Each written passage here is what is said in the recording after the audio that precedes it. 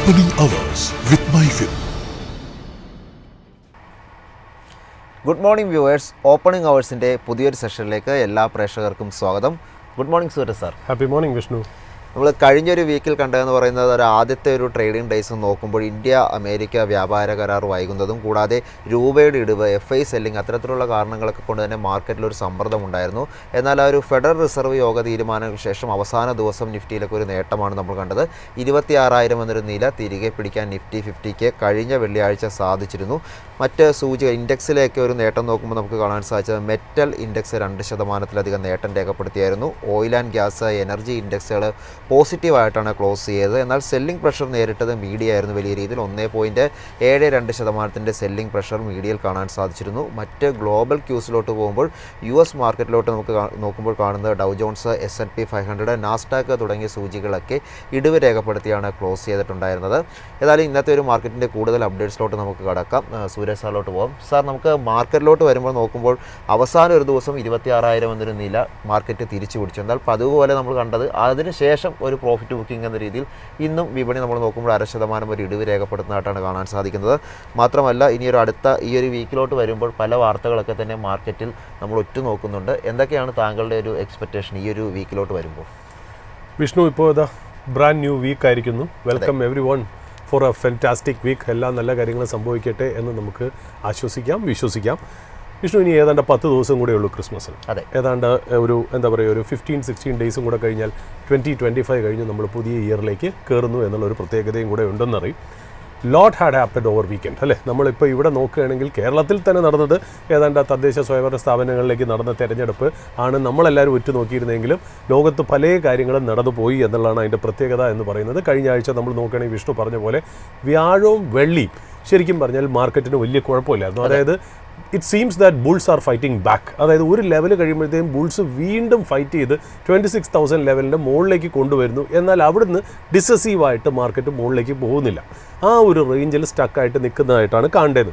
അതിൻ്റെ പല കാരണങ്ങളും വിഷ്ണു ഇപ്പോൾ ഒന്ന് നിരത്തി. അതായത് ഇൻഡോ US ട്രേഡ് ഡീൽ വേണ്ട രീതിയിൽ നടന്നില്ല, അതേപോലെ റുപ്പിയുടെ ഡിപ്രിസിയേഷൻ, അങ്ങനെ പല കാരണങ്ങളാൽ മാർക്കറ്റിൽ ഒരു സ്ട്രെങ്ത് കിട്ടുന്നില്ല. എങ്കിലും അണ്ടർലൈൻ ടോൺ എന്ന് പറയുന്നത് ഇന്ത്യൻ മാർക്കറ്റ് ഓവർ വാല്യൂഡ് ആണ് എന്നുള്ളതാണ് അതിനൊരു റീസൺ എന്നുള്ള രീതിയിൽ നമ്മൾ പലപ്പോഴായിട്ട് കഴിഞ്ഞ ആഴ്ച നമ്മൾ പറഞ്ഞു വെച്ചു. എന്തുകൊണ്ടാണ് റുപ്പി ഡിപ്രിഷിയേറ്റ് ചെയ്തത്, എന്താണ് കാരണം, എന്തുകൊണ്ടാണ് FI ഔട്ട്ഫ്ലോട്ട്സ് വന്നത്. പിന്നെ അത് കൂടാതെ തന്നെ ഇന്ത്യൻ മാർക്കറ്റിൽ ഡൊമസ്റ്റിക് ഇൻസ്റ്റിറ്റ്യൂഷൻസ് ഇത്രയും ബൈ എന്നുണ്ടെങ്കിൽ പോലും ഏതാണ്ട് ഇൻഡിസസ് ലെവൽ നമ്മൾ ഒരു കൊല്ലം ആയിട്ട് നോക്കുമ്പോൾ നിഫ്റ്റിയുടെയും സെൻസെക്സിലെയും ലെവലിൽ വലിയ ചേഞ്ചസ് ഒന്നുമില്ല. ചെറിയ രീതിയിൽ ഡൗൺ ആണെങ്കിൽ പോലും ബ്രോഡർ മാർക്കറ്റ് അങ്ങനെയല്ല ഇൻഡിക്കേറ്റ് ചെയ്യുന്നു. ഒരുപാട് മിഡ് ക്യാപ്പും സ്മോൾ ക്യാപ്പ് സ്റ്റോക്സിലും നല്ല രീതിയിലൊരു വെൽത്ത് ഇറോഷൻ ഉണ്ടായി എന്നുള്ളത് വാസ്തവം തന്നെയാണ്. എന്നാൽ 50-ൽ 60-ൽ പരം 100-ൽ പരം കമ്പനികൾസ് ഏതാണ്ട് 30-40% ഈ കൊല്ലം തന്നു എന്നുള്ളൊരു പ്രത്യേകതയൊക്കെ നമ്മൾ കഴിഞ്ഞ ആഴ്ച പറഞ്ഞു വെച്ചു എന്നുള്ളതാണ്. ബട്ട് ഓവർ ദ വീക്കെൻഡ് നമ്മളിപ്പോൾ നോക്കുകയാണെങ്കിൽ ഇനിയിപ്പോൾ സംഭവിക്കാൻ പോകുന്നത്, ഇനി അടുത്ത നെക്സ്റ്റ് 15-16 ദിവസത്തിൽ സംഭവിക്കാൻ പോകുന്ന വെച്ചാൽ മാർക്കറ്റിൽ മിക്കവാറും ഒരു ഡൾനെസ് ആയിരിക്കും കാണുക. കാര്യം എന്ന് വെച്ചാൽ ഒരു ഇയർ എൻഡിലേക്ക് അവസാനിക്കുന്നു, ക്രിസ്മസും കൂടി ഒത്തുവരുന്നു. അപ്പോൾ ഇന്ത്യയിലെ തന്നെ ഹൈ നെറ്റ്വർത്ത് ഇൻഡിവിജ്വൽസ്, പല വലിയ കമ്പനികളുടെ മ്യൂച്വൽ ഫണ്ട്സിൻ്റെയൊക്കെ ഹെഡ്സ്, അതുമാത്രമല്ല ഫോറിൻ ഇൻസ്റ്റിറ്റ്യൂഷണൽ ഇൻവെസ്റ്റേഴ്സ്, ഇവരെല്ലാം ഒരു ഹോളിഡേ മൂഡിലേക്ക് പോവുകയാണ്. അപ്പോൾ മാർക്കറ്റ് പൊതുവേ ഇയർ എൻഡ് ആകുമ്പോഴത്തേക്കും ഒരു ലൾനെസ് മാർക്കറ്റിൽ കാണാനുള്ള സാധ്യതകൾ വളരെ ഹൈ. അതായത് ഒരു ബോറിംഗ് ദിവസങ്ങളായിരിക്കും, വലിയ എക്സൈറ്റിംഗ് ആയിട്ടുള്ള ദിവസങ്ങളൊന്നും ഉണ്ടാവില്ല എന്നുള്ള രീതിയിൽ തന്നെ. ബട്ട് ഈവൻ ദെൻ ഇതൊക്കെ സ്റ്റോക്ക് മാർക്കറ്റിൽ നിലനിൽക്കുമ്പോൾ തന്നെ മറ്റുള്ള ഗ്ലോബൽ ന്യൂസുകളും അല്ലെങ്കിൽ എക്കണോമിക് ന്യൂസുകളും വരുന്നതിന് യാതൊരു കുറവും ഇന്ത്യൻ മാർക്കറ്റിൽ അല്ലെങ്കിൽ US മാർക്കറ്റിൽ ഇല്ല എന്നുള്ളതാണ്.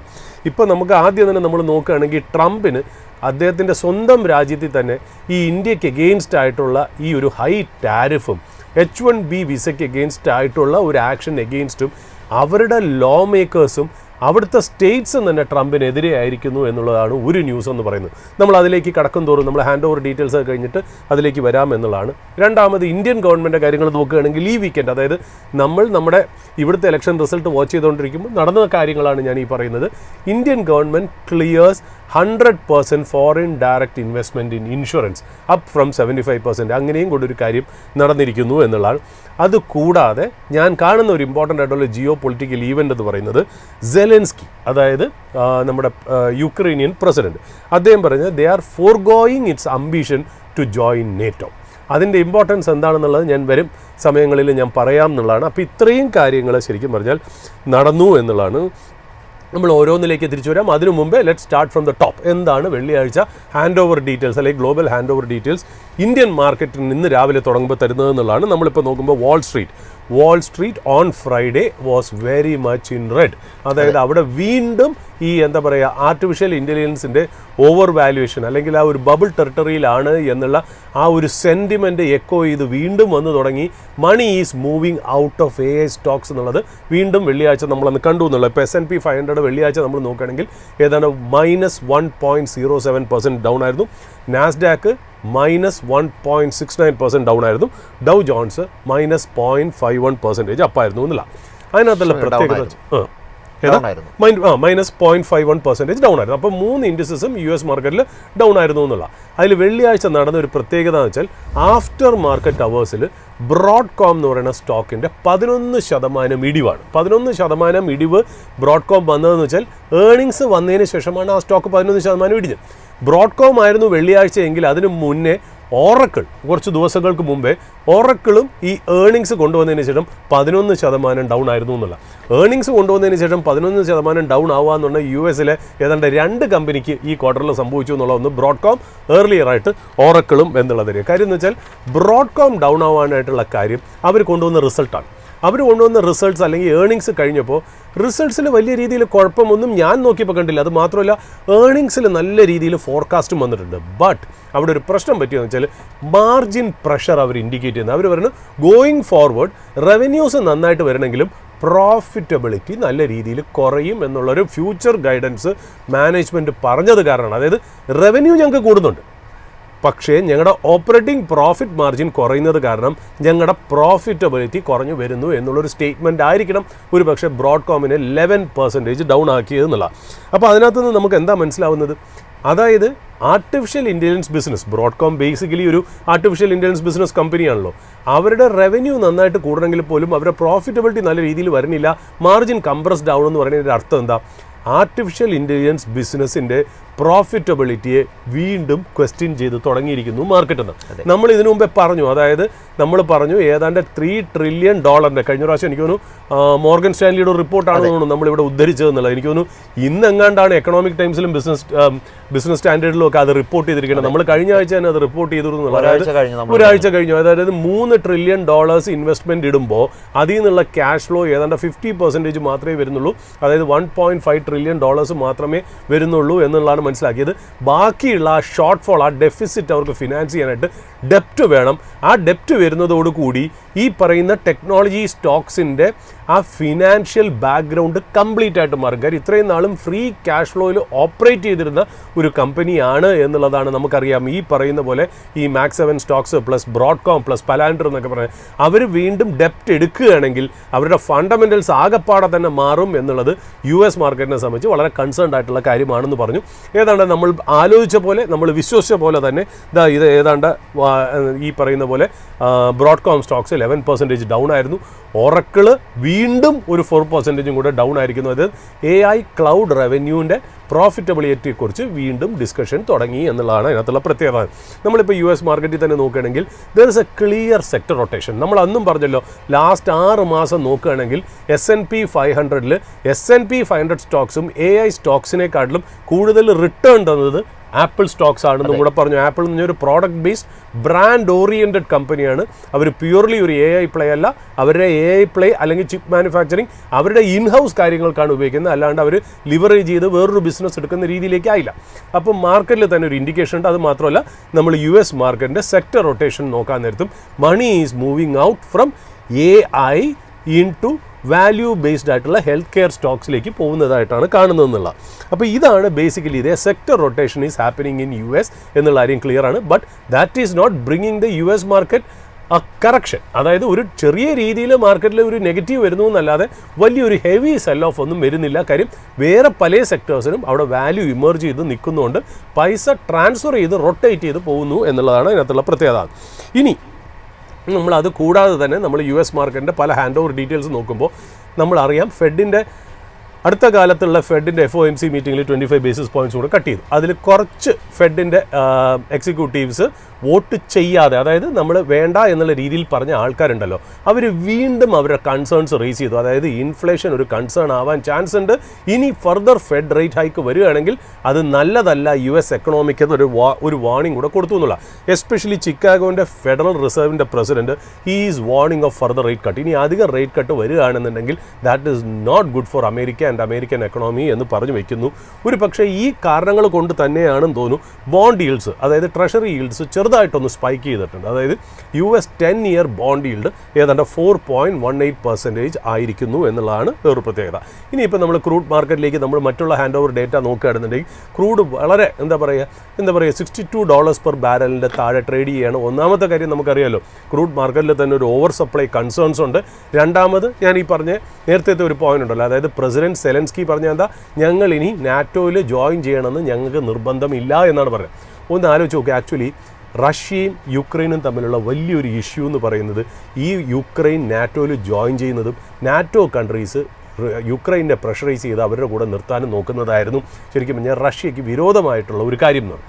ഇപ്പോൾ 1000-ൽ പരം ലൈഫ്സ്, അതായത് ജീവനുകൾ നഷ്ടപ്പെട്ടതിന് ശേഷം സെലൻസ്കിക്ക് ഒരു പുനർചിന്ത വന്നേക്കുന്നു. അതായത് ഞങ്ങൾക്ക് ഇനി നാറ്റോയിൽ ജോയിൻ ചെയ്തില്ലെങ്കിലും പ്രശ്നമില്ല എന്നുള്ള രീതിയിൽ ഇത് നേരത്തെ ആയിരുന്നുണ്ടെങ്കിൽ ഒരുപാട് ജീവനുകൾ രക്ഷിക്കായിരുന്നു. എക്കണോമിയുടെ പല ബുദ്ധിമുട്ടുകളും പല കാരണങ്ങളും ഈവൻ ടാരിഫ് പോലത്തെ ഇഷ്യൂസ് വരെ അവോയ്ഡ് ചെയ്യാമായിരുന്നു. ഒരു സ്റ്റെബിലിറ്റി ഇല്ലാത്ത ലീഡേഴ്സ് രാജ്യങ്ങളെ ഹെഡ് ചെയ്ത് വരുമ്പോൾ രാജ്യം ഫേസ് ചെയ്യണം. കാര്യം അവരുടെ പൊളിറ്റിക്കൽ ഇൻട്രസ്റ്റും അവരുടെ പേഴ്സണൽ ഇൻട്രസ്റ്റും അവരുടെ ഈഗോസും ഒക്കെയാണ് അവർ നോക്കിയത് ഇതേപോലത്തുള്ള രാജ്യങ്ങൾ. ഇപ്പോൾ ഡെമോക്രസി ഇല്ലാതെ വരുമ്പോൾ ഉള്ള ഒരു പ്രോബ്ലങ്ങളാണ് ഇതൊക്കെ കാണുന്നതെന്നുള്ള. ബട്ട് നമുക്ക് ഇതിനകത്തൊന്നും കംപ്ലയിൻറ്റ് പറയാൻ ഒക്കില്ല, ഇതൊക്കെ ഇങ്ങനെ തന്നെ നടക്കുള്ളൂ. അതിനനുസരിച്ച് നമുക്ക് എങ്ങനെ പൊസിഷൻ ചെയ്യാൻ പറ്റുമെന്ന് നമുക്ക് നോക്കുള്ളൂ. ഇതിനെ കുറ്റം പറഞ്ഞുകൊണ്ട് നമുക്ക് കാര്യമില്ലല്ലോ ഒരിക്കലും. കാര്യം ഈ വക കാര്യങ്ങളൊന്നും നമ്മുടെ കയ്യിലല്ല ഇരിക്കുന്നത്. ലോകത്തിൻ്റേതായ വഴിയിൽ പോകും, നമുക്ക് ലോകത്തിനെ പിടിച്ചു നിർത്താൻ നോക്കില്ല. പക്ഷെ നമ്മൾ എന്ത് ചെയ്യണം, നമ്മൾ അതിനനുസരിച്ച് ചേഞ്ച് ചെയ്ത് ട്യൂൺ ചെയ്ത് ഫ്ലെക്സിബിൾ ആവണം എന്നുള്ളതാണ്. അത് എക്കണോമി ആയാലും ശരി, ഈ പറയുന്ന പൊളിറ്റിക്കൽ സിറ്റുവേഷൻസ് ആണെങ്കിലും ശരി, സ്റ്റോക്ക് മാർക്കറ്റ് ആണെങ്കിലും ശരി, ജീവിതത്തിൽ വീട്ടിൽ നടക്കുന്ന കാര്യങ്ങളാണെങ്കിലും നമുക്ക് ചേഞ്ച് ചെയ്യാൻ പറ്റാത്ത കാര്യങ്ങൾക്ക് നമ്മൾ കംപ്ലയിൻറ്റ് പറഞ്ഞിട്ട് കാര്യമില്ല. നമ്മൾ അതിനനുസരിച്ച് നമ്മൾ ജീവിക്കാനും അഡ്ജസ്റ്റ് ചെയ്യാനും അതിൽ നിന്ന് പ്രോഫിറ്റ് ചെയ്യാനും നന്നായിട്ട് ജീവിക്കാനും പഠിക്കുന്നതായിരിക്കും ഇതിനകത്തുള്ള ഏറ്റവും വലിയ കാര്യം. അല്ലാണ്ട് ഇതിലൊന്നും ഇമോഷണലായിട്ട് കാര്യമില്ല എന്നുള്ളതാണ്. ഇനിയിപ്പോൾ നമുക്കറിയാം ഏഷ്യയെ സംബന്ധിച്ച് ഇനി ഒരു 3-4 ദിവസം കൂടെ കഴിഞ്ഞാൽ, അതായത് എനിക്ക് തോന്നുന്നു December 18 to 19 is a very important day for, not only Asia, global markets. നമുക്കറിയാലോ മോണിറ്ററി പോളിസി മീറ്റിംഗ് ആണ് ജപ്പാനിൽ. നമ്മൾ പറഞ്ഞു, അതായത് ബാങ്ക് ഓഫ് ജപ്പാൻ മിക്കവാറും ഒരു interest rate hike BOJ bank of Japan കൊണ്ടുവരാനുള്ള സാധ്യതയുണ്ട്.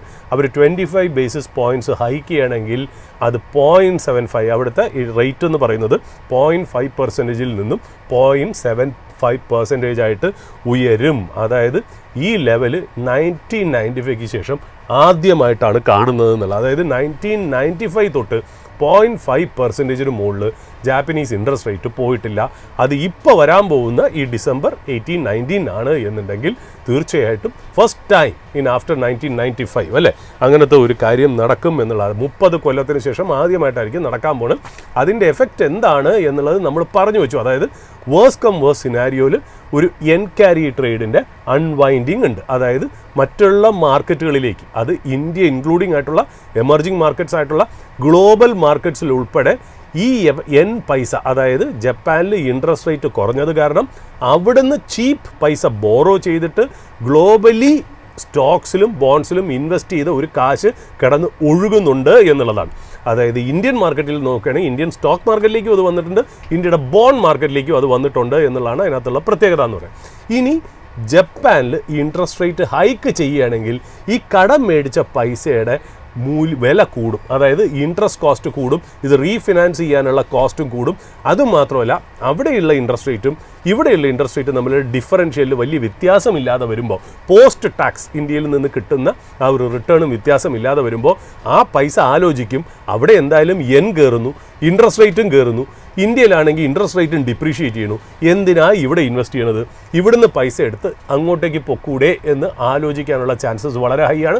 അങ്ങനെയാണെങ്കിൽ ബോണ്ട് മാർക്കറ്റിലെ സെല്ലിംഗ് നടക്കും, ഇക്വിറ്റി മാർക്കറ്റിലെ സെല്ലിംഗ് നടക്കും. ഇതിനെയാണ് നമ്മൾ എൻകാരി ട്രേഡ് അൺവൈൻഡിങ് എന്ന് പറയുന്നത്. ഇത് ഇന്ത്യയിൽ മാത്രമല്ല പല രാജ്യങ്ങളിലും ഗ്ലോബലി നടക്കും. പക്ഷെ നമുക്ക് ഇന്ത്യ മാത്രം നോക്കിയാൽ മതി എന്നുള്ളതുകൊണ്ട് ഇന്ത്യ പറഞ്ഞു എന്നേ ഉള്ളൂ. ബട്ട് ഒരു കാര്യം ശ്രദ്ധിക്കുക, ഈ പറയുന്ന പോലെ ഇതൊരു പുതിയതായിട്ടുള്ള സർപ്രൈസിങ് ന്യൂസ് ഒന്നുമല്ല. നമ്മളെപ്പോലത്തെ ഒരു ചെറിയ ആൾക്കാർ ഇന്ത്യയുടെ ഇങ്ങറ്റത്തായ കേരളത്തിൽ കൊച്ചിയിലിരുന്ന് നമ്മളിതാ കലൂരിരുന്ന് ഇത് പറയുന്നു എന്നുണ്ടെങ്കിൽ ഇത് ലോകത്ത് എത്രയോ പേര് അറിഞ്ഞ ന്യൂസ് ആയിരിക്കും അല്ലേ. ഇതിപ്പോൾ ലോകത്ത് എവിഡൻ്റ് ആയിട്ടുള്ള ന്യൂസാണ്. ചിലപ്പോൾ അത് പ്ലേ ഔട്ട് ചെയ്ത് കാണും, മാർക്കറ്റ് ഇത് പ്രൈസ് ചെയ്ത് കാണും. ഇതിനെ ബേസ് ചെയ്തിട്ടായിരിക്കും ഒരുപാട് പൈസ ഓൾറെഡി ഇന്ത്യയിൽ നിന്ന് പുറത്തു പോയത് അല്ലെങ്കിൽ മറ്റുള്ള രാജ്യങ്ങളിൽ നിന്നും തിരിച്ച് ജപ്പാനിലേക്ക് പോയത് എന്ന് വേണം നമുക്ക് അനുഭവിക്കാൻ. അല്ലാണ്ട് നമ്മൾ ഈ പറയുന്നത് ആദ്യമായിട്ടുള്ളൊരു ന്യൂസ് അല്ല.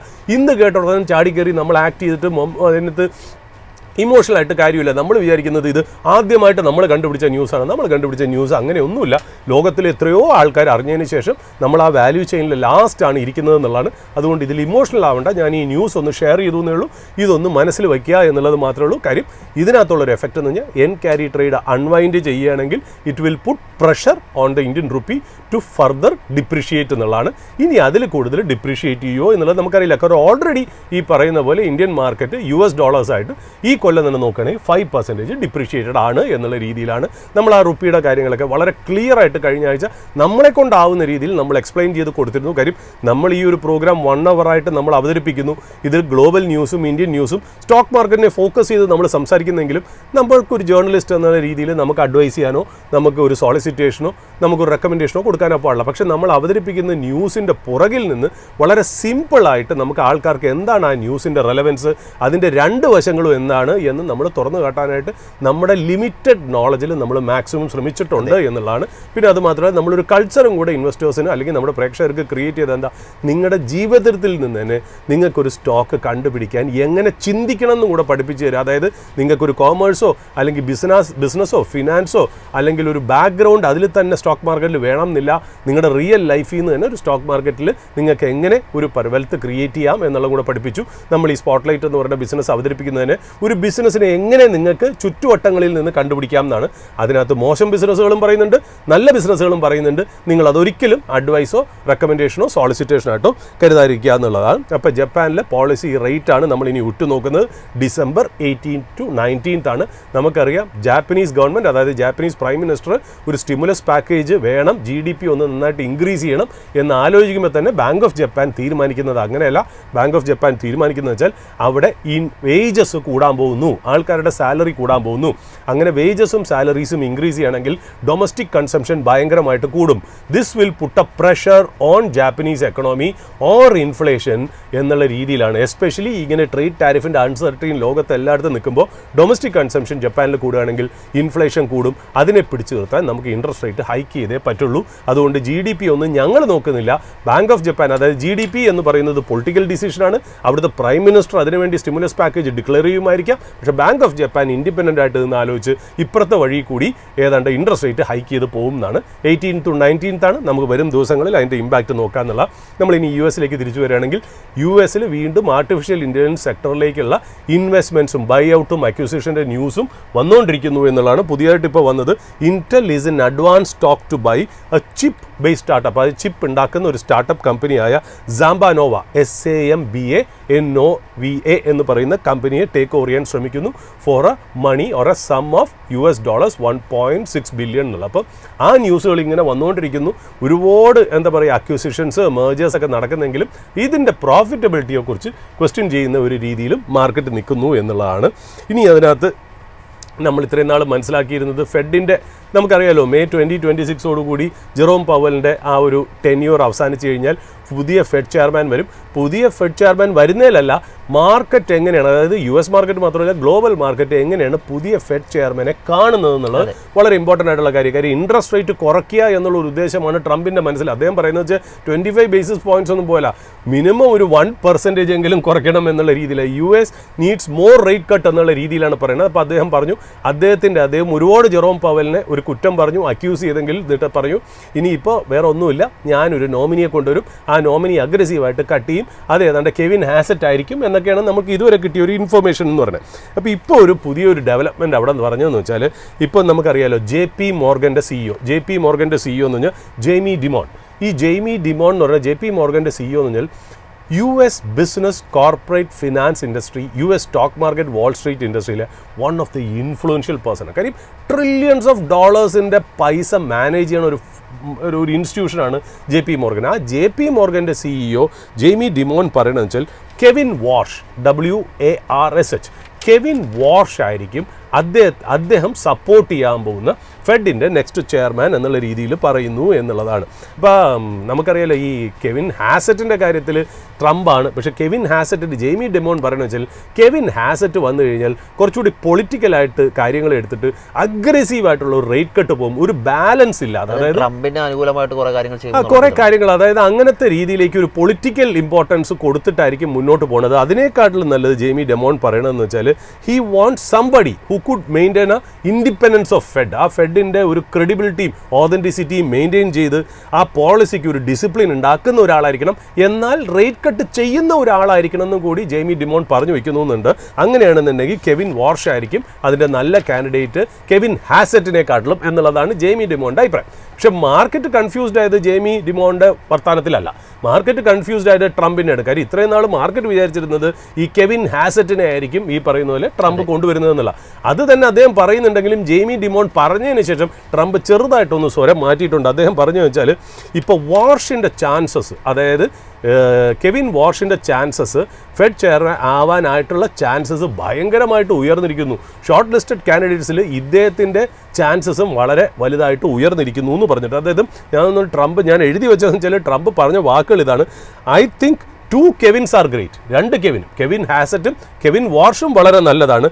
But there are other couple of other people as well who are good. അതായത് വലിയൊരു പെൻഡോറാസ് ബോക്സ് വീണ്ടും ട്രംപ് തുറന്നിരിക്കുന്നു എന്നുള്ളത്. ഇത്രയും നാൾ കെവിൻ ഹാസറ്റ് എന്ന് പറഞ്ഞിട്ട് ഇപ്പോൾ കെവിൻ വാർഷ് ആയാലും കുഴപ്പമില്ല, ഇനിയും 2 നല്ല ആൾക്കാരുണ്ടെന്നും കൂടി പറയണു. അപ്പോൾ ഇതെല്ലാം കൂടെ വാൾ സ്ട്രീറ്റിനെ അല്ലെങ്കിൽ US-ഉം ഗ്ലോബൽ മാർക്കറ്റ്സിനെയും ഭയങ്കരമായിട്ട് കൺഫ്യൂസ് ചെയ്ത് നിൽക്കുന്നു. ഇവിടെയും ഒരു സ്റ്റെബിലിറ്റി ഇല്ലാതെ ഈ പറയുന്ന പോലെ ട്രംപ് ഇങ്ങനെ ചെയ്യുന്നതുകൊണ്ടായിരിക്കും എന്നുള്ള നമുക്ക് ഇനിയിപ്പോൾ നോക്കാനുള്ളത്. ഇനിയിപ്പോൾ ട്യൂസ്ഡേ, അതായത് ഇത്രയും നാൾ ഷട്ട് ഡൗൺ കാരണം പല ഡേറ്റാസും വന്നില്ല. അപ്പോൾ കഴിഞ്ഞ വെള്ളിയാഴ്ചയൊക്കെ വരേണ്ട ഡേറ്റയാണ് ഈ പറഞ്ഞ പോലെ നോൺ ഫാം പേറോൾ ഡേറ്റ ശരിക്കും പറഞ്ഞാൽ ട്യൂസ്ഡേ ഈവനിങ്ങിലാണ് വരുന്നതെന്നാണ് എനിക്ക് കിട്ടിയ ഒരു ഇൻഫർമേഷൻ. അതിൽ നോക്കുമ്പോൾ ഏതാണ്ട് മാർക്കറ്റ് എക്സ്പെക്ടേഷൻ 50,000 ജോബ്സ് ആഡ് ചെയ്യുന്നതാണ്. അത് ആഡ് ചെയ്യോ ഇല്ലേ എന്നുള്ളത് നോക്കണം. അതനുസരിച്ചിട്ടായിരിക്കും ഇനി US മാർക്കറ്റ് ഈ ആഴ്ച പോകുന്നത് എന്നുള്ളതാണ്.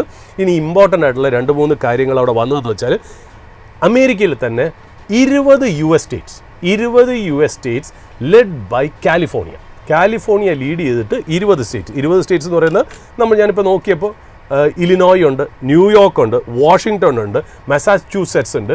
ഇവരെല്ലാവരും കൂടെ ചേർന്ന് ഏതാണ്ട് ഒരു ട്രംപ് അഡ്മിനിസ്ട്രേഷൻ അഗെയിൻസ്റ്റ് ഒരു സ്വീറ്റ് ഫയൽ ചെയ്തേക്കാണ്. ആ സ്വീറ്റ് എന്താണ്? അതായത് ഈ ട്രംപ് അഡ്മിനിസ്ട്രേഷൻ അടുത്ത കാലത്ത് H-1B വിസയുടെ ഫീസ് $100,000 ആയിട്ട് ഉയർത്തിയല്ലോ. അതായത് നാഷണൽ സെക്യൂരിറ്റി കൺസേൺ പറഞ്ഞിട്ടാണ് അദ്ദേഹം ഉയർത്തിയെന്നുള്ളത്.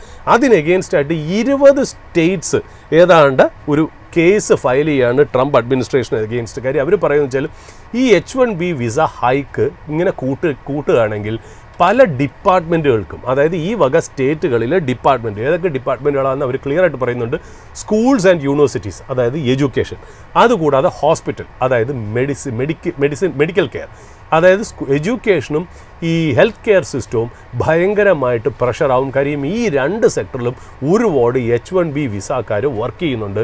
ഈ $1,100,000 പേ ചെയ്തിട്ട് H-1B വിസക്കാരെ കൊണ്ടുവരിക എന്നുള്ളത് ഭയങ്കര ബുദ്ധിമുട്ടാണ് എന്നുള്ളതാണ്. അതായത് ഏതാണ്ട് US-ലെ കണക്കനുസരിച്ച് 2036 ആകുമ്പോഴത്തേക്കും ഏതാണ്ട് 86,000 ഡോക്ടേഴ്സിൻ്റെ ഒരു shortage deficit US health care സിസ്റ്റത്തിൽ വരും എന്നുള്ളതാണ്. ഇത് അവർക്ക് കവർ ചെയ്യണമെന്നുണ്ടെങ്കിൽ H-1B വിസയെന്ന് പുറത്തുനിന്ന് ക്വാളിഫൈഡ് ആയിട്ടുള്ള ട്രസ്റ്റഡ് ആയിട്ടുള്ള ഡോക്ടേഴ്സ് വന്ന് വർക്ക് ചെയ്യണം എന്നുള്ളതാണ്. എനിക്ക് തോന്നുന്നു 2024 H-1B visa medical and health care ഓക്യുപ്പേഷന് വേണ്ടിയിട്ട് ഏതാണ്ട് 17,000 H-1B വിസ വന്നിട്ടുണ്ട് എന്നുള്ളതാണ്. അപ്പം US ഹെൽത്ത് കെയറിന് തീർച്ചയായിട്ടും പുറത്തുനിന്നുള്ള സ്കിൽഡ് ഡോക്ടേഴ്സിൻ്റെ ആവശ്യമുണ്ട് എന്നുള്ളതാണ്. അതിൽ one of the beautiful suppliers of good quality and trustable Indian doctors R US എന്നുള്ള രീതിയിൽ. അപ്പോൾ ഈ 20 സ്റ്റേറ്റുകളും ഇതിന് എഗെയിൻസ്റ്റ് ആയിട്ട് വന്നിരിക്കുന്നു എന്നുള്ള. ഇപ്പോൾ US സ്കൂളിൻ്റെ കാര്യങ്ങൾ നോക്കാം. അതായത് ഇപ്പോൾ ഈ ടീച്ചിങ് പോസ്റ്റിലൊക്കെ തന്നെ എനിക്ക് തോന്നുന്നു നല്ല രീതിയിൽ, അതായത് 10s of thousands H-1B visa ഈ എഡ്യൂക്കേഷന് വേണ്ടിയിട്ടാണ് വരുന്നതെന്നുള്ളത്. ഇപ്പോൾ ഇവിടുത്തെ 20 സ്റ്റേറ്റുകളും പറയുന്നത് വെച്ചാൽ ഈ എഡ്യൂക്കേഷൻ, അതായത് സ്കൂളുകളിലും യൂണിവേഴ്സിറ്റിയിലും ഒക്കെ ടീച്ചർമാർ ഇല്ലാതായി പോവും എന്നുള്ള രീതിയിലാണ് പറയുന്നത്. അതായത് specialised education, science, bilingual education, ഇതിൻ്റെയൊക്കെ കാര്യങ്ങളിൽ ഇനിയിപ്പോൾ നമുക്ക് ടീച്ചർമാരെ കിട്ടാതാവും. ഇപ്പോൾ യൂണിവേഴ്സിറ്റിയും സ്കൂൾസും ഒക്കെ സ്റ്റക്കാവും എന്നുള്ള രീതിയിലാണ്. കാര്യം അവർ ബേസിക്കലി പറയുന്ന ഇതാണ്. അവർ പറയുന്ന ഒരു കാര്യം എന്ന് വെച്ചാൽ ഹെൽത്ത് കെയർ ആൻഡ് എഡ്യൂക്കേഷൻ അതിനെ ബേസ് ചെയ്തിട്ടുള്ള ജോലികൾ, doctors, nurses, researchers, teachers, engineers, ഇങ്ങനത്തെ കാര്യങ്ങളിലൊക്കെ വളരെ ബുദ്ധിമുട്ടാവും. അതുകൊണ്ട് ട്രംപ് അഡ്മിനിസ്ട്രേഷൻ ഇതിൽ നിന്ന് മാറണം എന്നുള്ള രീതിയിലേക്കാണ് പറഞ്ഞത്. ഇപ്പോൾ അറിയാം H1B വിസ ഏതാണ്ട് 85,000 ഫ്രീസ് ചെയ്ത് വെച്ചിരിക്കുകയാണ് എന്നുള്ളതാണ്. അതിൻ്റെ ഏതാണ്ട് ഇന്ത്യൻസ് അക്കൗണ്ട് ചെയ്യണത് 70% ആണ് എന്നുള്ള രീതിയിൽ ആലോചിക്കണം. ഏതാണ്ട് $1,000, $7,500, $10,000 ഒക്കെ കിടന്ന സ്ഥലത്ത് നിന്ന് ഏതാണ്ട് $100,000 ആയിരിക്കുന്നു fees with effective from September 21, 2025 എന്നുള്ള രീതിയിലാണ് പറയുന്നത്. നമുക്കറിയാം ഏതാണ്ട് ബാക്ക്ലോഗ് തന്നെ വിസ കിടക്കുന്നത് 1.8 മില്യൺ ആണ്. ആ 1.8 മില്യണിൻ്റെ 63% ബാക്ക്ലോഗും ഇന്ത്യൻസ് ആണ് 1.1 മില്യൺ എന്ന് പറയുന്നത്. അപ്പം അങ്ങനത്തെ രീതിയിൽ കണക്കെടുക്കുന്ന സമയത്ത് ഈ അൺസർട്ടനിക്ക് എഗെയിൻസ്റ്റ് 20 സ്റ്റേറ്റുകൾ ഒന്നിച്ച് ട്രംപ് അഡ്മിനിസ്ട്രേഷൻ എഗെയിൻസ്റ്റ് വന്നു എന്നുള്ളത് വളരെ സിഗ്നിഫിക്കൻ്റ് ആയിട്ടുള്ള കാര്യം ഒരു വശത്ത്. രണ്ടാമത്തെ കാര്യം 3 US lawmakers 3 democratic members from House of റെപ്രസെൻറ്റേറ്റീവിലെ 3 ഡെമോക്രാറ്റ്സ്, അതായത് അവരുടെ പേര് Deborah Ross, Mark Veasey, Raja Krishnamoorthi, ഇവർ 3 പേരും ഒരു റെസല്യൂഷൻ അവർ ഇൻട്രൊഡ്യൂസ് ചെയ്തിരിക്കുകയാണ്. ഏതാ? ട്രംപിൻ്റെ ഈ നാഷണൽ എമർജൻസി ബേസ് ചെയ്തിട്ട് ഇന്ത്യക്ക് മേൽ വച്ചിരിക്കുന്ന ഈ ടാരിഫ് ഹൈക്ക് ക്വാഷ് ചെയ്യാനായിട്ട് ഒരു റെസല്യൂഷൻ അവർ കൊണ്ടുവരുന്നു എന്നുള്ളതാണ്. അവർ പറയുന്നത് വെച്ചാൽ ഇത്, അതായത് ഇന്ത്യക്ക് എഗെയിൻസ്റ്റ് ആയിട്ടുള്ള ടാരിഫ് എന്ന് പറയുന്നത് അമേരിക്കൻ കൺസ്യൂമേഴ്സിനെയും അമേരിക്കൻ വർക്കേഴ്സിനെയും അമേരിക്കൻ ബിസിനസ്സുകളെയും ഭയങ്കരമായിട്ട് അഫക്റ്റ് ചെയ്യും. അതുമാത്രമല്ല ഇന്ത്യ US സ്ട്രാറ്റജിക് ആയിട്ടുള്ള ടൈസിനും ആ ഒരു റിലേഷൻഷിപ്പിനും ഇത് ബുദ്ധിമുട്ടാണ് എന്നുള്ളത്. അത് മാത്രമല്ല അവർ റെസൊല്യൂഷൻ പറയുന്നത് വെച്ചാൽ അവർ ട്രൈങ് ടു റീസ്റ്റോർ, അതായത് ഒരു നാഷണൽ സെക്യൂരിറ്റി അല്ലെങ്കിൽ ഇങ്ങനത്തെ ടാരിഫിൻ്റെയൊക്കെ പരമാധികാരം ഏതാണ്ട് US കോൺഗ്രസ്സിനാണ്, അത് തിരിച്ച് റിസ്റ്റോർ ചെയ്യണം എന്നുള്ള രീതിയിലും കൂടെ ചേർത്തിട്ടാണ് ഈ റെസൊല്യൂഷൻ കൊണ്ടുവന്നിരിക്കുന്നത് എന്നുള്ളതാണ് ഇതിനകത്തുള്ള രസകരമായിട്ടുള്ള കാര്യം. ഇനി ഇൻട്രസ്റ്റിംഗ്ലി നമ്മൾ ബാക്കിയുള്ള കാര്യങ്ങളിലേക്ക് നോക്കുകയാണെങ്കിൽ നമുക്കറിയാം ഇന്ത്യ US ഈ ട്രേഡ് പറഞ്ഞുകൊണ്ട് ഞാൻ പറഞ്ഞു എന്നേ ഉള്ളൂ, ഏറ്റവും കൂടുതൽ അഫക്റ്റ് ചെയ്തിരുന്ന സെക്ടേഴ്സ് കഴിഞ്ഞാൽ ടെക്സ്റ്റൈൽസ് ആൻഡ് അപ്പാരൽസ് അല്ലേ, ടെക്സ്റ്റൈൽസ് ആൻഡ് അപ്പാരൽസ്, മറ്റേ aquaculture, shrimp exports, auto components, leather goods, Gems and jewellery, ഇതൊക്കെയാണ് ഏറ്റവും കൂടുതൽ ടാരിഫ് കാരണം എഫക്റ്റ് ആയെന്ന് നമ്മൾ പറയപ്പെടുമ്പോൾ തന്നെ ഏതാണ്ട് ജെംസ് ആൻഡ് ജ്വല്ലറീസിൻ്റെ ഒരു ഫിഗർ വന്നിരിക്കുന്നു. According to data released by gem and jewellery export promotion council, in spite of all these trade tariff, India's gems and jewelry export in November rose 20% to $2.5 billion. അതായത് tariff നമ്മളെ വലിയ രീതിയിൽ affect ചെയ്തില്ല. May be ഒരു base effect അതിനകത്ത് ഉണ്ടാവും, നമുക്ക് അതിനകത്ത് മറക്കാൻ പറ്റില്ല എന്നുള്ളത്. അതുമാത്രമല്ല ഏപ്രിൽ ടു നവംബർ ഡേറ്റ നോക്കുകയാണെങ്കിൽ അൺചേഞ്ച്ഡ് ആണ്. USD $18.86 ബില്യൺ അൺചേഞ്ച്ഡ് ആയിട്ട് നിൽക്കുന്നു. അത് വേണ്ട രീതിയിൽ അത് ഹിറ്റ് ആയിട്ടില്ല. അതായത് ഏറ്റവും കൂടുതൽ നമ്മൾ നോക്കാൻ നേരത്ത് കട്ട് ആൻഡ് പോളിഷ്ഡ് ഡയമണ്ട്സ് ആണ് നല്ല രീതിയിലേക്ക് എക്സ്പോർട്ട് പോയത്. അപ്പോൾ അത് അങ്ങനെ തന്നെ നിൽക്കുന്നു എന്നുള്ളതാണ്. പിന്നെ ഇന്ത്യയിലേക്ക് നമ്മൾ വരികയാണെങ്കിൽ ഫ്രൈഡേ കുറച്ച് കാര്യങ്ങൾ, അതായത് cabinet cleared 100% FDI in insurance sector, 75% 100 ആയി എന്നുള്ളത്. ഇത് പാർലമെൻറ്റിൽ ഇന്ന് കീപ്പ് ചെയ്യും. പാർലമെൻറ്റിൻ്റെ മൺസൂൺ സെഷനാണ്. എനിക്ക് മൺസൂൺ സെഷനിൽ 12 മണിയോടായിരിക്കാം ഇന്ന് പ്ലേസ് ചെയ്യണമെന്നുള്ള അതിൻ്റെ ഡിസ്കഷനും ഒക്കെ നടക്കുന്നില്ല. ഇത് ഒരുപാട് എന്താ പറയുക ഒരു പുതിയ രീതിയിൽ എന്താ പറയുക ഇതിനെ നമുക്ക് വ്യൂ വേണ്ടി വരും. നമുക്ക് വരും ദിവസങ്ങളിൽ നമുക്ക് അതിനെ ചർച്ച ചെയ്യാന്നുള്ള. അതുമാത്രമല്ല ഇതിനകത്ത് ഈ ബില്ല് പറയുന്ന വേറൊരു കാര്യം കൂടെ ഉണ്ട്. അതായത് ഈ മെർജർ പ്രോസസ്സ് ഉണ്ടല്ലോ, അതായത് നോൺ ഇൻഷുറൻസ് കമ്പനീസായിട്ട് മെർജ് ചെയ്യണം. ആ മെർജർ പ്രോസസ്സും കൂടെ സിംപ്ലിഫൈ ചെയ്യുന്നു എന്നുള്ള, അതായത് ഒരു കോമ്പോസിറ്റ് ലൈസൻസ് സിസ്റ്റത്തിലേക്ക് കൊണ്ടുവരാൻ ഇത് സഹായകരമാവുന്നു എന്നുള്ളത് ഈ 100% FDI ഇൻഷുറൻസ് ബില്ലിൻ്റെ ഒരു പ്രത്യേകത എന്നുള്ളതാണ്. നമ്മളെ സംബന്ധിച്ചൊരു സാധാരണക്കാരനെ സംബന്ധിച്ചുള്ള കോമ്പറ്റീഷൻ കൂടുമ്പോൾ ഭയങ്കര രീതിയിലുള്ള സർവീസ് കൂടും, ലോവർ പ്രീമിയം ആയിരിക്കും, അഡ്വാൻസ്ഡ് ടെക്നോളജി ഒക്കെ വരും എന്നുള്ളതാണ് നമ്മൾ അതിനകത്തുനിന്ന് പ്രതീക്ഷിക്കുന്നത് എന്നുള്ള. ഇനി അതിനകത്ത് ഒരു ക്യാബിനറ്റ് ഡിസിഷനും കൂടെ അതിനകത്ത് ഇമ്പോർട്ടൻ്റ് ആണ്. അത് opening up of nuclear sector, അതായത് to push to get 100 GW by 2047 എന്നുള്ള രീതിയിൽ ന്യൂക്ലിയറിൻ്റെ ആ ഒരു കാര്യത്തിലും ഇന്ത്യ ഓപ്പൺ അപ്പ് ചെയ്തിരിക്കുന്നു എന്നുള്ളൂ. നമ്മളിത് ഇതിനു മുമ്പേ പറഞ്ഞതാണ്. അതായത് നമ്മൾ US ആയിട്ടുള്ള ട്രേഡ് ഡീലിൽ നമ്മൾ മിക്കവാറും US-നുള്ള ക്ലിക്ക് ബെയ്റ്റ്, അതായത് അവരെ മോഹിപ്പിക്കാനായിട്ട് 2 കാരണങ്ങളായിരിക്കും നമ്മൾ ചെയ്യുന്നത്. ഒന്ന് എന്ന് പറയുന്നത് അവരുടെ കയ്യിൽ നിന്ന് കൂടുതൽ എനർജി മേടിക്കുക, രണ്ടാമത് അവരുടെ കമ്പനീസിൻ്റെ പാർട്ടിസിപ്പേഷൻ ഇന്ത്യയുടെ ന്യൂക്ലിയർ എനർജി സെക്ടറിലേക്ക് കൊണ്ടുവരിക. അതിന് കൊണ്ടുവരണം എന്നുണ്ടെങ്കിൽ അത് ഓപ്പൺ അപ്പ് ചെയ്യേണ്ടതായിട്ടുള്ള ഒരു റിഫോം ഇന്ത്യയിൽ ആവശ്യമുണ്ടായിരുന്നു. ക്യാബിനറ്റ് അത് ക്ലിയർ ചെയ്തിരിക്കുന്നു. ഇത് രണ്ടും കൂടെ ഞാൻ ചേർത്താണ് വായിക്കുന്നത്. അവരെ മോഹിപ്പിക്കാൻ വേണ്ടി തന്നെയാണ് ഇത് ചെയ്തതെന്നാണ് എനിക്ക് തോന്നുന്നത്. Even otherwise also it is fine, it is A welcome move എന്നുള്ളതാണ്. പിന്നെ cabinet also clear securities market code bill, അതായത് 3 ബില്ല് എക്സിസ്റ്റിംഗ് ബില്ലിനെ മാറ്റി ഒന്നാക്കി കൺസോൾട്ട് ചെയ്തിരിക്കുന്നത്. അതായത് securities contract regulation act 1956, securities and exchange board of India act 1992, depository act 1996. ഞാൻ എത്രയോ കൊല്ലം ഫണ്ട് മാനേജ്മെൻ്റ് ആയിട്ട് ഒരു പോർട്ട്ഫോളിയോ മാനേജ്മെൻറ്റ് കമ്പനിക്ക് വേണ്ടി എഗ്രിമെൻറ്റ് ഫോം ഒക്കെ ഉണ്ടാക്കുമ്പോൾ ഈ സെബിയുടെ securities and exchange board of India act 1992 ആയിരുന്നത് കാണാതെ പഠിച്ചു വെച്ചിരുന്നത്. അതൊക്കെ പോയി ഇനി അതിനെല്ലാം കൂടെ കൺസോൾഡേറ്റ് ചെയ്ത് ഒരൊറ്റ ബില്ലാക്കി മാറ്റി എന്നുള്ളതാണ് അതിനകത്ത്. പിന്നെ free trade agreement to Oman ഒക്കെ വരുന്നുണ്ട് എന്നുള്ള. ഇപ്പം നമുക്ക് എനിക്ക് തോന്നുന്നു സമയം ഉണ്ടെന്നുണ്ടെങ്കിൽ വിഷ്ണു നമുക്ക് മാർക്കറ്റ് ലൈവ് അപ്ഡേറ്റ് പോകുന്നതിന് മുമ്പ് നമുക്ക് വേണമെങ്കിൽ സ്പോട്ട്ലൈറ്റ് സ്റ്റോക്ക് നോക്കുക കഴിഞ്ഞിട്ട് നമുക്ക് മാർക്കറ്റ് അപ്ഡേറ്റ്സിലോട്ട് പോകാം. സാർ, ഇന്ന് ഏത് സ്പോട്ട്ലൈറ്റ് ബിസിനസ്സാണ് പ്രേക്ഷകർക്കായിട്ട് പങ്കുവെക്കാനുള്ളത്? നമ്മൾ കഴിഞ്ഞ ആഴ്ചയാണെങ്കിൽ വളരെ ഒരു ഇൻട്രസ്റ്റിംഗ് ആയിട്ടുള്ള ഒരു സ്പോട്ട്ലൈറ്റ് ബിസിനസ് ആയിരുന്നു അവതരിപ്പിച്ചത്. ഒത്തിരി അധികം സ്റ്റോക്കുകൾ നമ്മൾ കഴിഞ്ഞ ആഴ്ച, അതായത് ഒരു ബിസിനസ്സുമായി ബന്ധപ്പെട്ട് ഒത്തിരി സ്റ്റോക്കുകളാണ് നമ്മൾ കഴിഞ്ഞ ആഴ്ച നമ്മൾ അവസാന ദിവസം അവതരിപ്പിച്ചത്. ഏതായാലും സാർ, നമുക്ക് ഇന്നത്തെ ഒരു സ്പോട്ട്ലൈറ്റ് ബിസിനസ് ഏതാണ് പ്രേക്ഷകർക്കായി പങ്കുവെക്കാനുള്ളത്? വിഷ്ണു, ഇത് ബേസിക്കലി ഞാനിത് പറയുന്നത് വെച്ചാൽ നമ്മുടെ ലൈഫിൻ്റെ ഇൻസിഡൻസിൽ നിന്നാണല്ലോ നമ്മൾ ഈ പറയുന്ന പല കാര്യങ്ങളും നമ്മളെടുത്ത് പുറത്തേക്ക് കൊണ്ടുവരിക എന്നുള്ളത്. അപ്പോൾ നമ്മളെ സംബന്ധിച്ച് ആൾക്കാർക്ക് ഒരു കാര്യത്തിനെ എങ്ങനെ മനസ്സിലാക്കണം എന്നുള്ള രീതിയിലാണ് നമ്മൾ ഇതിനെ കൊണ്ടുവരുന്നത്. അല്ലാണ്ട് ഇതിനൊരു അഡ്വൈസ് ആയിട്ടോ സോളിസിറ്റേഷൻ ആയിട്ടോ റെക്കമെൻഡേഷൻ ആയിട്ടോ കണക്കാക്കരുത്. ഞങ്ങളിത് പറയുമ്പോൾ തന്നെ ആ സ്റ്റോക്ക് നല്ലതാണ്, ആ സ്റ്റോക്കിൽ കടമുണ്ടാവാൻ ചാൻസ് ഉണ്ടാവും, ആ സ്റ്റോക്കിൻ്റെ ബിസിനസ്സിന് ചിലപ്പോൾ മോശം ഉണ്ടാവാൻ കാര്യം. നമ്മൾ ഇതൊരു സ്റ്റോക്ക് അഡ്വൈസ് എന്നുള്ള രീതിയിലല്ല പറഞ്ഞത്. നമുക്കെന്നല്ല ആർക്കും നിങ്ങളോടൊരു സ്റ്റോക്ക് അഡ്വൈസോ റെക്കമെൻഡേഷനോ പറയാനുള്ള യാതൊരു അധികാരമില്ല. അങ്ങനെയുള്ള ആളെന്ന് പറഞ്ഞാൽ സെബി രജിസ്റ്റേർഡ് ഇൻവെസ്റ്റ്മെൻറ്റ് അഡ്വൈസറാണ്.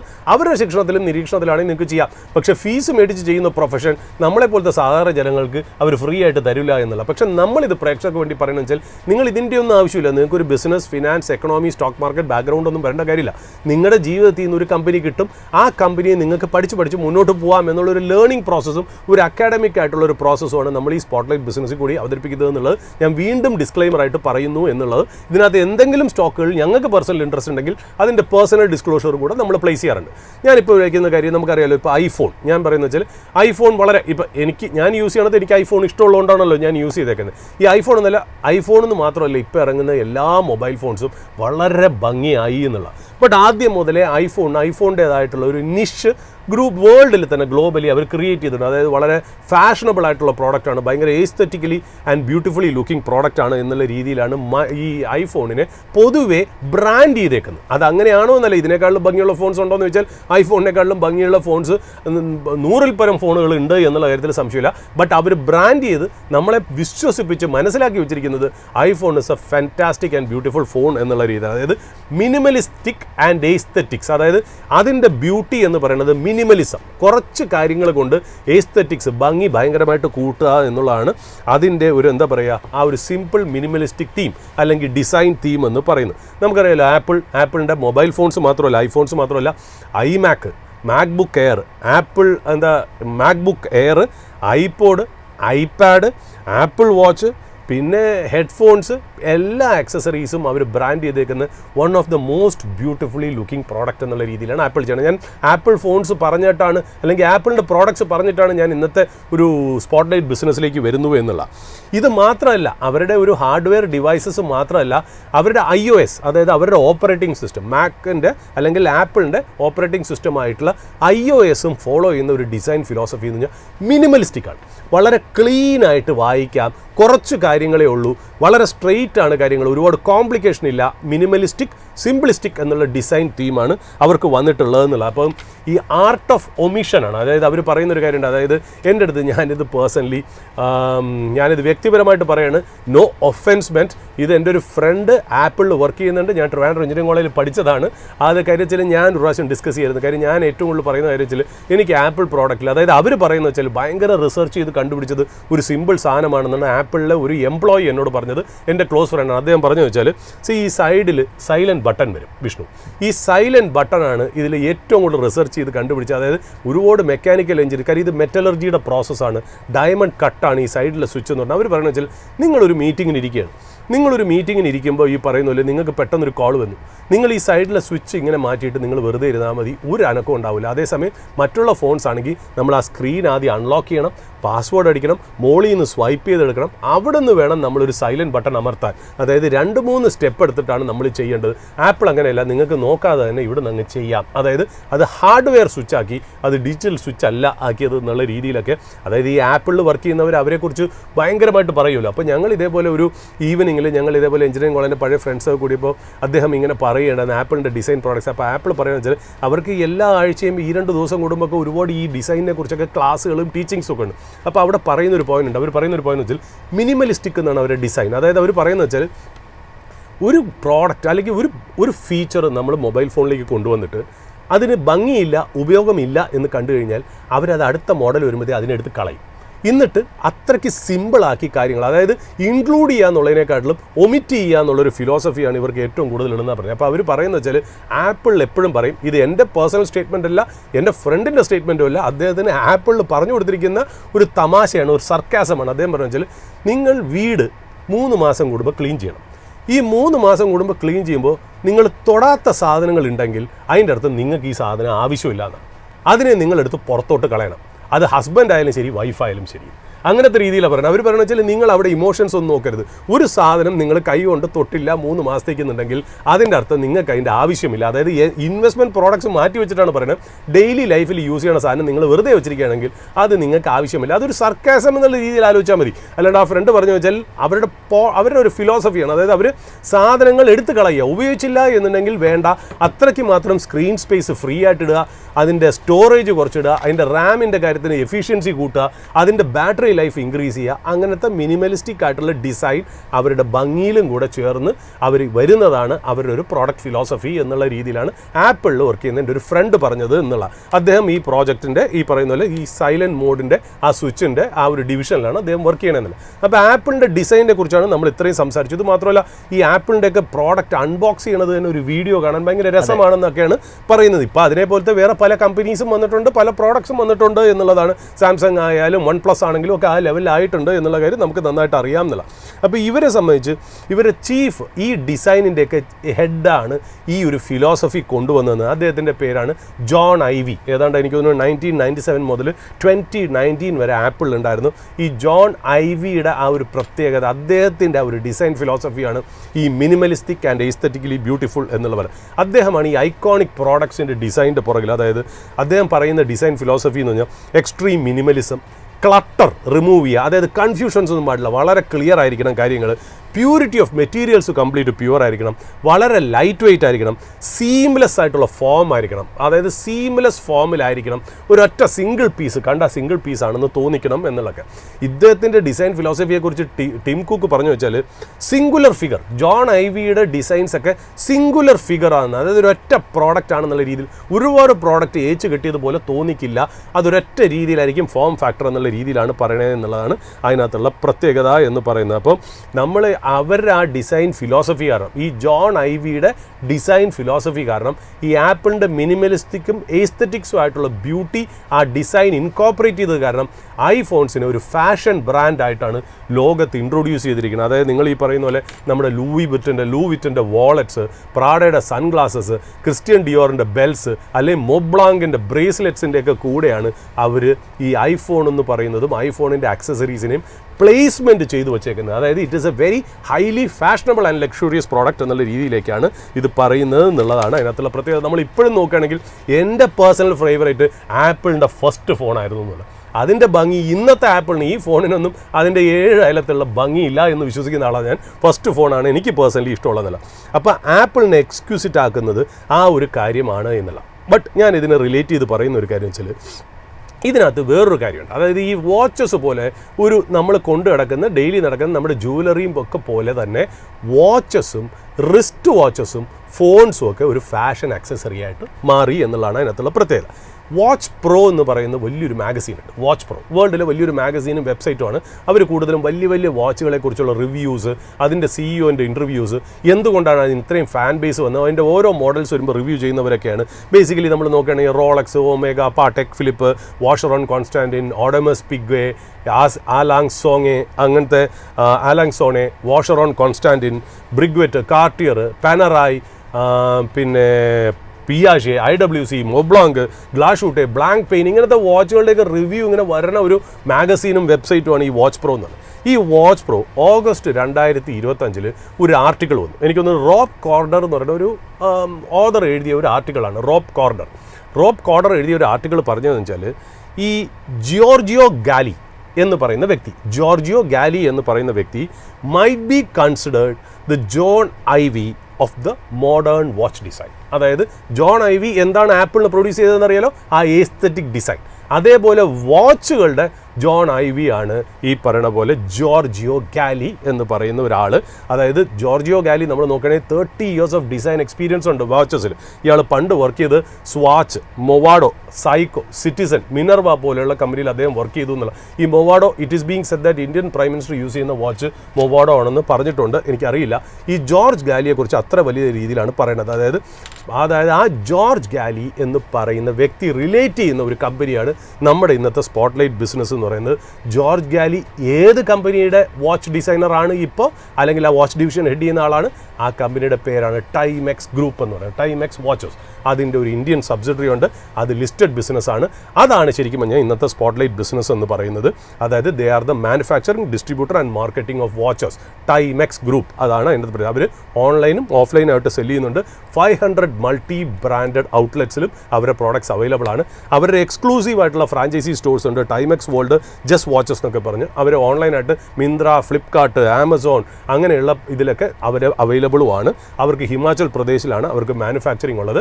അവരുടെ core and mass market watch എന്ന് പറയുന്നത് ടൈമെക്സ്, TMX, പിന്നെ ഹെലിക്സ് എന്ന് പറഞ്ഞ് യൂത്തിന് വേണ്ടിയിട്ടുള്ള ഒരു വാച്ചും ഉണ്ട്. പിന്നെ ഇവരെ ഫാഷൻ പ്രീമിയം ലൈസൻസ്ഡ് ആയിട്ട് മറ്റുള്ളവർക്ക് വേണ്ടി ചെയ്യുന്നത് Guess, Nautica, Ted Baker, Adidas Originals, GC, Aston Martin, United Colors of Benetton. ഇത് കൂടാതെ ഇവർക്ക് ഹൈ എൻഡ് ലക്ഷറി ലൈസൻസ്ഡ് ആയിട്ടുള്ള മറ്റുള്ള ബ്രാൻഡുകൾക്ക് വേണ്ടി ഉണ്ടാക്കി കൊടുക്കുന്നതാണ് വെർസാഷെ, അല്ലെങ്കിൽ സെൽവറ്റോറെ ഫെറഗോമോ, മിസോണി, ഫിലിപ്പ് പ്ലെയിൻ എന്ന് പറയുന്ന വാച്ചുകളൊക്കെ. ടൈമെക്സിന് ഏതാണ്ട് ഇന്ത്യൻ വാച്ച് മാർക്കറ്റിൽ 19% മാർക്കറ്റ് ഷെയർ ഉണ്ട്. ഇതിൻ്റെ FY25 റവന്യൂ എന്ന് പറഞ്ഞാൽ 540 കോടിയാണ്. അവർ ഓപ്പറേറ്റിംഗ് പ്രോഫിറ്റ് 48 കോടിയാണ്. മാർക്കറ്റ് പ്രൈസ് പറഞ്ഞാൽ 355 രൂപ per share.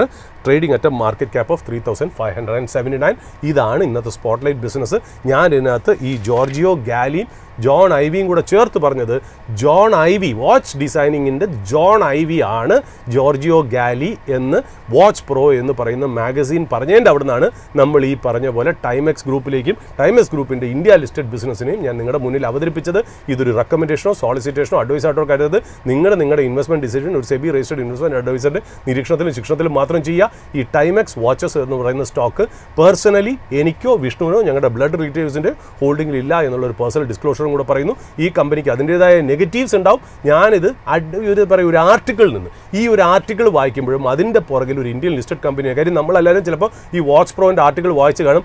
George Galli is the John Ive of watch design making എന്ന് പറയുമ്പോൾ അതിൻ്റെ പുറകിലും ഈ പറയുന്ന ഒരു സ്റ്റോക്ക് ഐഡിയ ഉണ്ടെന്ന് പറഞ്ഞുതരാൻ വേണ്ടി മാത്രമാണ് ഞാൻ ഈ സന്ദർഭം യൂസ് ചെയ്ത്. സുരേഷ് സാർ, ഏതായാലും നമുക്ക് ഇന്നത്തെ ഒരു ഓപ്പണിംഗ് അവേഴ്സിൻ്റെ ഒരു എപ്പിസോഡ് വൈൻഡപ്പ് ചെയ്യാൻ സമയമായിട്ടുണ്ട്. സാറിന് അവസാനമായിട്ട് എന്തെങ്കിലും പറയാനുണ്ടോ? ഇല്ല വിഷ്ണു, ഇപ്പോൾ പറഞ്ഞ പോലെ നമ്മളിപ്പോൾ ഇയർ എൻഡ് അവസാനിച്ചിരിക്കുന്നു. നമ്മളിപ്പോൾ എല്ലാ പ്രേക്ഷകരോടും പറയുന്ന ഒരു കാര്യം എന്ന് വെച്ചാൽ നമ്മൾ ആ പഴയ രീതിയിൽ, അതായത് 2022, 2023 പോലെയുള്ളൊരു മാർക്കറ്റ് ഇന്ത്യൻ മാർക്കറ്റിൽ ഇപ്പോൾ ഇല്ല, അല്ലെങ്കിൽ ആ സ്ഥിതിവിശേഷം Indian മാർക്കറ്റിലില്ല.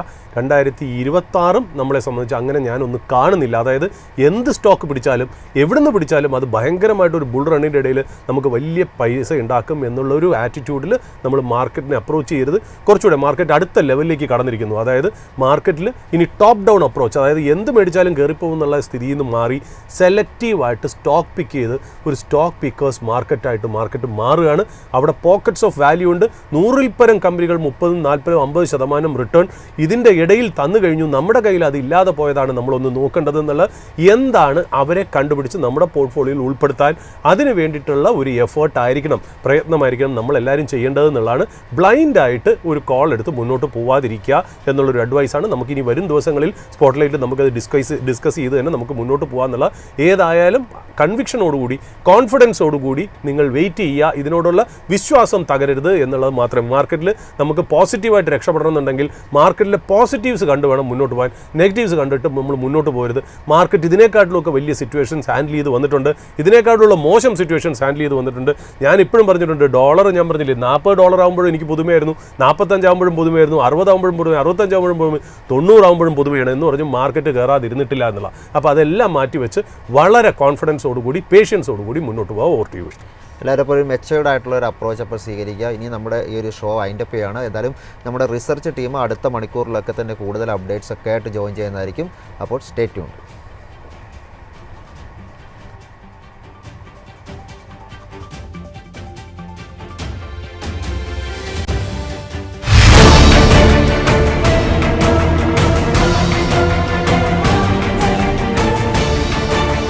Opening hours with MyFin.